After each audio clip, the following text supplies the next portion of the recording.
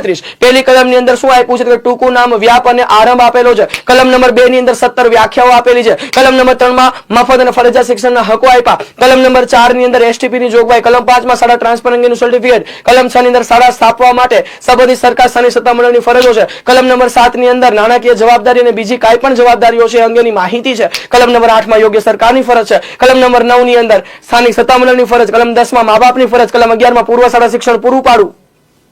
કલમ 12 માં 25% અનામત છે આરટી મુજબ એડમિશન લેનારને।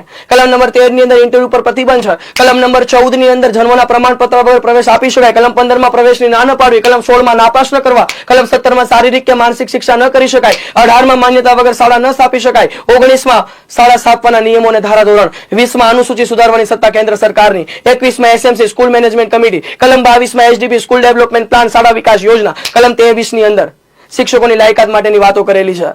કલમ નંબર 24 ની અંદર શું છે તો ભાઈ શિક્ષકોની ફરજો અને ફરિયાદનું નિવારણ। કલમ નંબર 25 ની અંદર પીટીઆર પ્યુપિલ ટીચર રેશિયો વિદ્યાર્થી શિક્ષક ગુણોત્તર આપ્યો। કલમ નંબર 26 માં 10% કરતા વધારે ખાલી જગ્યા હોય તો શિક્ષક ભરો। કલમ નંબર 27 માં બિન શૈક્ષણિક હેતુ પર રોકી નાખવા પર પ્રતિબંધ। કલમ 28 માં ખાનગી ટ્યુશન પર પ્રતિબંધ। કલમ 29 માં અભ્યાસક્રમ અને મૂલ્યાંકનનું માળખું। કલમ 30 માં શાળાનું પ્રમાણપત્ર। કલમ 31 માં રેપા right to education protection authority. કલમ 32 માં વિદ્યાર્થીની ફરિયાદનું નિવારણ। કલમ 33 માં NCPCR national commission for protection of child rights જેની સ્થાપના 5 માર્ચ 2017 ના દિવસે થઈ।